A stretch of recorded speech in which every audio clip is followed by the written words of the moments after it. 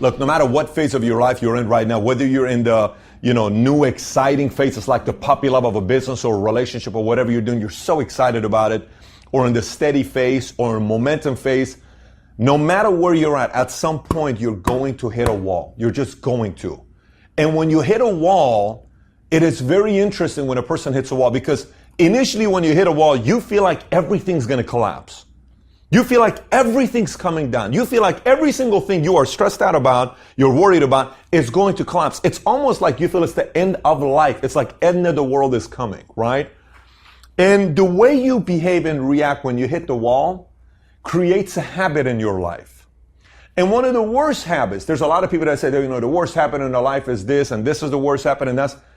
I would tell you one of the worst habits, if not the worst habit in life, is quitting. Quitting is a terrible habit to pick up, because you're going to keep quitting in your life. You'll keep quitting in your life, and the next thing you know, every single time you hit a wall, you'll quit. So I have a system that I'm going to talk to you about today, 10 different points why people quit, and if you go through this and what you need to do for yourself. Now, I'm going through this right now. No matter what you're going through right now, the quitting phase, there's something to do to overcome it, no matter what you're going through right now. But before I even get into it, I want you to even think about it in a completely different way. Think about how old you are right now. I don't know how old you are right now, okay? I want you to go back 10 years ago. If you're 30, you were 20. What were you worried about that was keeping you up at night at 20 years old, 10 years ago? What were you worried about? What was keeping you up at night? Was it a relationship, a girlfriend, a school, a teacher, a professor, parent, argument, crisis, car payment, ticket, suspension, DUI? What was it 10 years ago? Do you even worry about that today? Was it the end of the world? No, the same thing is with business. Every single person that builds a big business at many different points of their career have to slay some dragons. You just have to slay some dragons. And the better you go within time, the easier it gets on slaying the next dragon. So now let's talk about why people quit. 10 different reasons. Number one reason why people quit, where you hit a wall and say things like, I don't think I can do this anymore. Why am I putting myself through this, right? I can't do this anymore. Why am I putting myself through this? You'll be in a car. I did this many different times in my life. The number one reason why I believe people get into the quitting phase and why people quit is they're overwhelmed. You're simply overwhelmed. And when we're overwhelmed, in that state, that's when you either increase your identity as a leader, you stay the same, or you go lower. It's very simple. So when you're overwhelmed, what could cause overwhelming? For instance, think about it this way. One of them could be, you're performing, you're building a business, and the next thing you know, one of your competitors is beating you. You feel overwhelmed. And then you notice somebody that opened a business, even they have less experience than you, but they're beating you. You still feel overwhelmed. It could be you're not performing at a level that you should be performing. You're overwhelmed. It could be somebody that's a mentor of yours or somebody that's pushing you from the top. You feel overwhelmed. It could be somebody that is challenging you. You feel overwhelmed. It could be certain financial issues you're facing. You could feel overwhelmed. It could be it could be you're running the business and you kind of are telling yourself, honestly, I don't think I can run a business because I'm dealing with my marriage here, in my relationship, and my kids here. And my mom told me the other day I'm not being a good son. And this person over here, and that text I got from my old friend, and I'm no longer a loyal Laker fan or a Cowboys fan. And I just feel so overwhelmed, man. I don't think I can handle this. I'm overwhelmed. So it creates pressure, okay? You feel overwhelmed, pressure. Easiest thing to do is what? I quit. I can't do this anymore. And you leave. By the way, this is not just in business. This happens in sports when you're playing sports and you're a kid and you're playing for a coach that's very much pushing everybody. If you play for Bill Belichick, how do you think he is in the locker room? You really think he's kind of like, hey, good job, guys. You did phenomenal. Don't worry, we lost. Don't come to practice Monday. You think Bill Belichick is an easy coach to play for? You play for him, you're going to win championships. But it's not easy playing for a coach like that. If you're going to make a decision to play for somebody like that, they're going to push you. So imagine you're a 16-year-old kid. You're playing for this coach. And you're number 6 spot. You're the 6th man on the basketball team. You want to get starting time, but you're not because this other kid is taking a position away from you and the coach is pushing you. You feel pressured. You come home. You don't know what to do. You're talking to your mom. You're talking to your dad. You don't want to bring it up to your dad that you want to quit basketball. Your mom says, maybe you ought to quit. Maybe it's not. Don't worry about it. Maybe it's too much pressure. Maybe your mom tells you, go do it. And then that's a habit on what you do in that moment. That's a habit on what you do in that moment. That's the overwhelmed part. The good news is, yes, you're overwhelmed. If you can get through the overwhelming phase, you're going to grow. You'll be a whole different person after that. Number 2, lack of results. No matter what you do, if a person gets lack of results, and a lack of results is purely a reflection of lack of activity. Lack of results is not going to happen accidentally. Let me explain to you what I mean by this. Let's just say you give me somebody that's never played basketball ever in their lives. They've never played basketball. You may be watching this saying, honestly, Pat, I can't stand it when you use basketball analogies on Valuetainment because I don't follow basketball. No problem. I want you, okay? You've never played basketball before. You never shot a single shot in basketball in your life before. I bring you in, okay? You're 20 years old. And you and I, our goal is for you to make 10 shots from the free throw line, okay? If you have to make 10 shots from the free throw line, what are the chances of you making 10 shots from the free throw line if I only give you 10 options, 10 chances? What are the chances? Can we say 0? Because you've never played basketball before. So you're going to shoot an air ball, you're going to shoot it over, you're going to shoot, and maybe you get lucky and you make 1. You've never shot basketball before. But here's the second equation. What if I tell you have unlimited amount of shots you take? Do you think you'll eventually make 10 shots? Yes. See, lack of results, which is the shots to make, is a reflection of lack of activity, which if you only take shots and you miss, of course it's not going to work. An entrepreneur, a businessman, you need to take so much activity to create results because you're an amateur. You're not an expert yet. And so the formula of capitalism, guys, I will tell you one thing about capitalism in sales. People hate it when I say this. It's 100% proven where anybody can make it. Anybody can make it. Anybody can make it in the world of sales and capitalism because it's purely a mathematical formula. Simple as that. It's purely a mathematical formula. But when somebody doesn't get results because of their activity, then they quit. And they think it's the industry. You know what? It didn't work. Real estate didn't work out for me. How come it has for hundreds of thousands of people? You know, this and it didn't work out for me. That didn't work out for me. No, you're simply creating a habit of quitting. Point number 3. Point number 3 is self-sabotage. Self-sabotage, my gosh, that's a dangerous one because self-sabotage happens when you're all by yourself and nobody's around you. So you're in the car, you're going home, you're by yourself, you're telling yourself things, you're feeding yourself things, and then you start believing it. And so one of the things that you will realize is, you know, the same people, the world has roughly 7.2 billion people living in it today. 7.2 billion people living in it today. Roughly 400 million are entrepreneurs out of the 7.2 billion. Only 400 million are entrepreneurs. How many do you think quit, but they tried entrepreneurship at some point? Think about that. 7.2 billion, 400 million. How many quit? So why do you think those people quit? Because at some point they convince themselves that they can't do it. At some point they listen to themselves that they can't do it. And the other guy who makes it, he listened to himself and made himself believe that he can't do it when he was alone and nobody was around. Self-sabotage is when you're in your car by yourself. Self-sabotage is when you're in your office by yourself. Self-sabotage is when it's at night, everybody's asleep, you're feeding yourself in bed saying, my gosh, I can't do it. Self-sabotage happens when you're all alone by yourself. And here's the good news about self-sabotage. You ready for the good news on self-sabotage? The same effort that it takes to sell yourself that you can't do something, it's the same exact effort it takes to sell yourself that you can't do it. It's just you're a great salesman. You're just selling this product. Just start selling this product. This product says you can do it. This product says you can do it. This is an easier product to sell. It's the same effort. So start self-sabotaging yourself and tell yourself, I can do it. And look what happened. Mark my word. When I got started as a brand spanking new entrepreneur, they told me put a list of affirmations, things you read to yourself every day. I had it everywhere. One time a mentor of mine came to my house, and I'll never forget this. He came to my house, and he was taking a shower because this was a good friend of mine. And next thing you know, he's in there for an hour. I'm concerned, why are you in there for an hour? He comes out, he's screaming because he's reading all of my affirmations and he's fired up, lit up. Man, I feel so good. I said, I read that every single day. Man, I feel so good right now. I said, I read it every day. I didn't believe in myself. I was a guy that gave up on every single thing. Let me tell you one thing about this cat here. My dad till today has a trophy on his desk, okay, in his house. It's the only trophy his son ever got, okay? This 6'4", 240 body frame only got one trophy in sports in his life. You know what the trophy was? We lost to a team by 100 points. When I was 14 years old, 100 points we lost. And we got a trophy for losing 100. You would say at least stop the game after 50 points. These kids put them through their, the 100-point trophy. He still got it. So I'm not coming from a background of I was a all-star pitcher and a baseball and basketball starting lineup. Far from it. I never played organized sports in my life.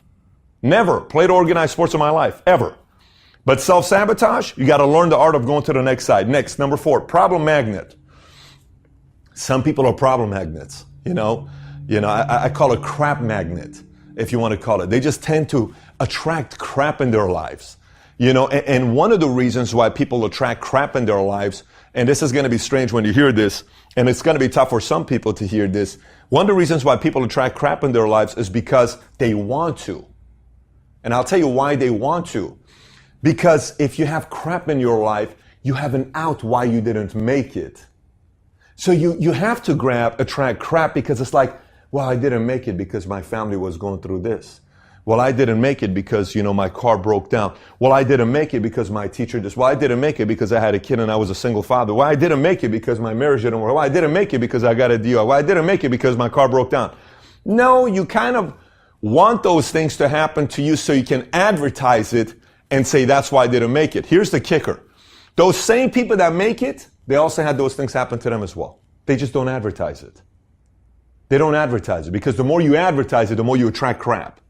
The less you advertise it, the less you're attracting crap. Think about if a girl goes out there and she's at a bar and she advertises and says, oh, you guys won't understand what just happened. My boyfriend just cheated on me and he broke up with me and I hate him so much. She's a target.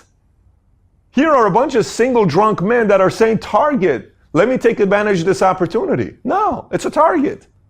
Somebody goes out there and says, oh, I just came out of the casino, and you go to a bar late at night, and you go to a casino, and you go to a bar, and you say, oh, you won't believe what just happened. What happened? I just went to the casino. I won $20,000 cash, man. I got in my pocket right now, $20,000 cash.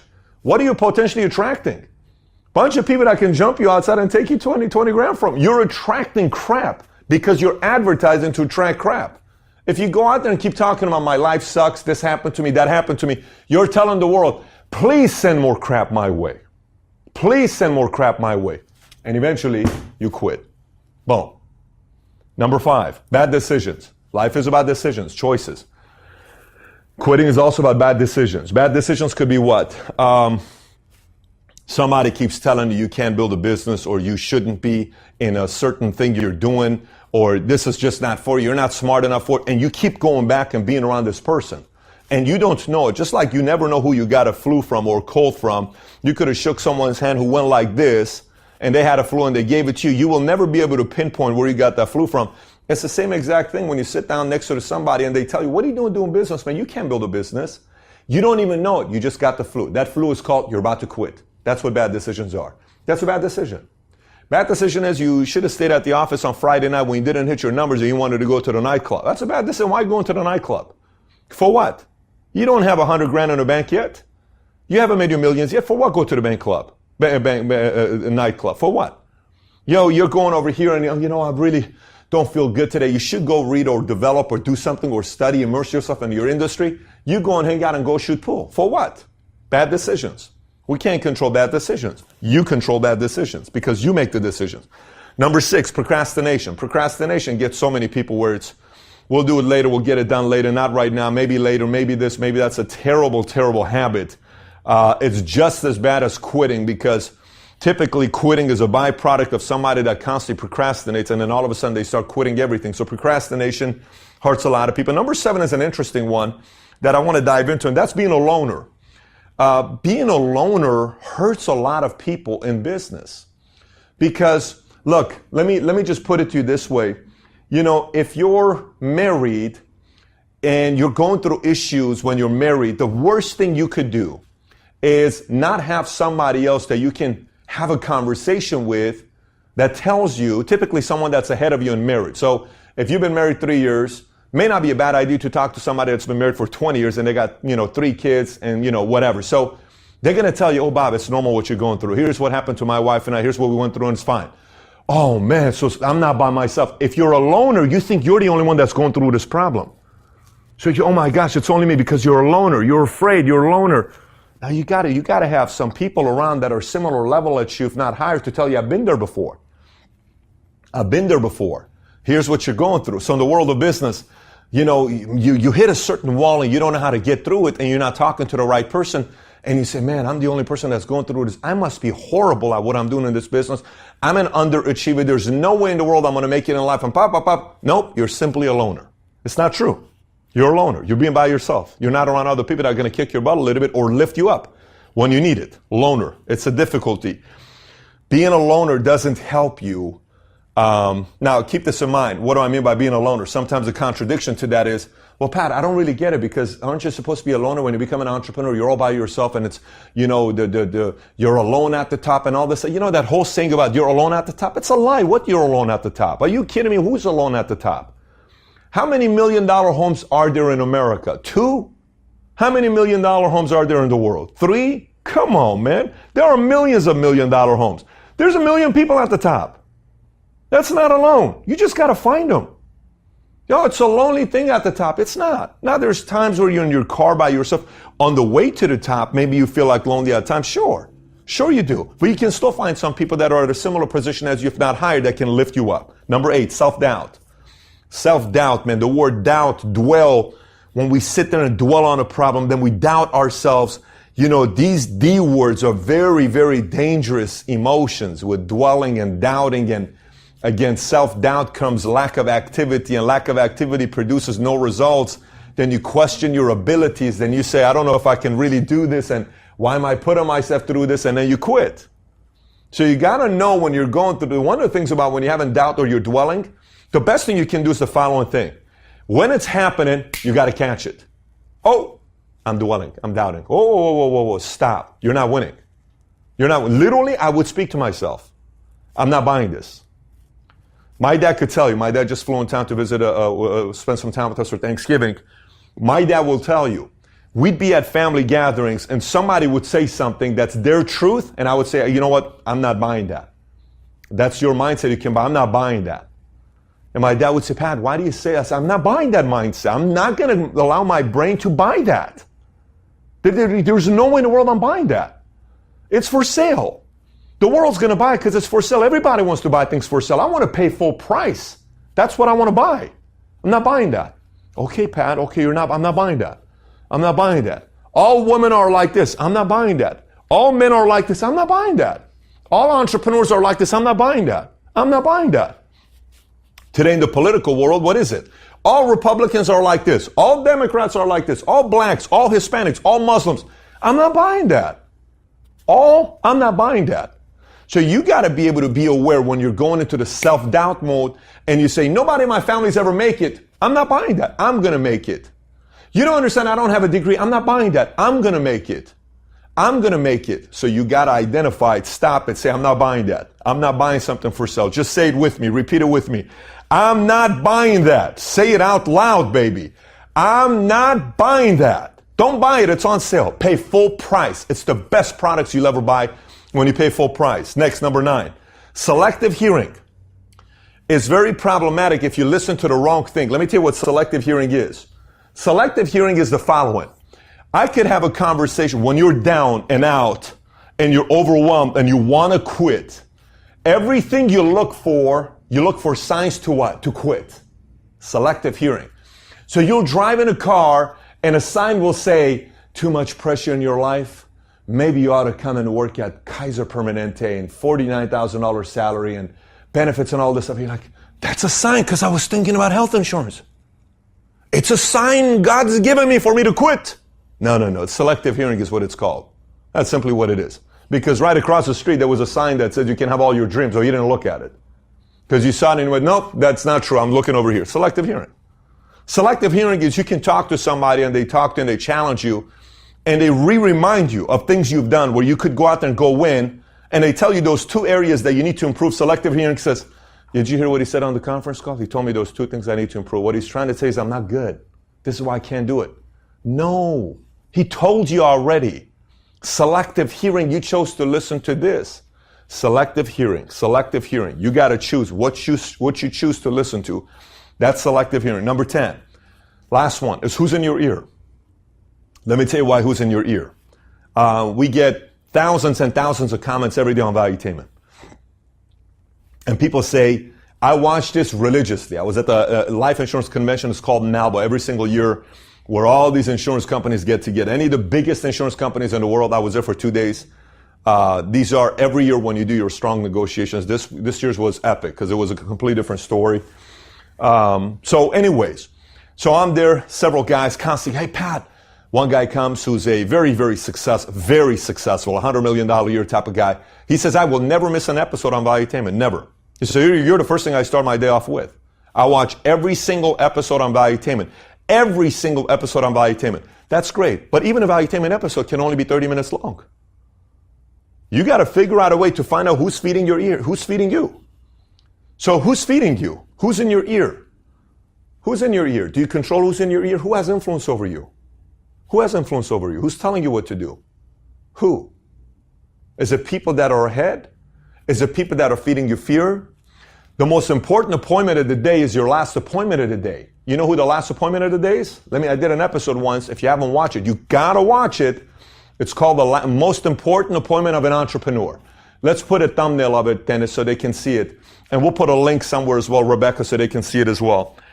It's the most important appointment of an entrepreneur. It's called the last appointment of the day. You know what it is? It's the last person you talk to when you go to sleep. You know who's the last person you talk to before you go to sleep? Whoever that person is. To you, maybe your girlfriend, your boyfriend, mom, dad, brother, sister, wife, husband.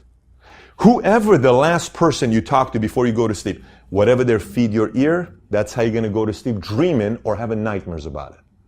So if I go to sleep and my spouse says, babe, this is scary, babe. I see you being so stressed. I see gray hair. I'm seeing this.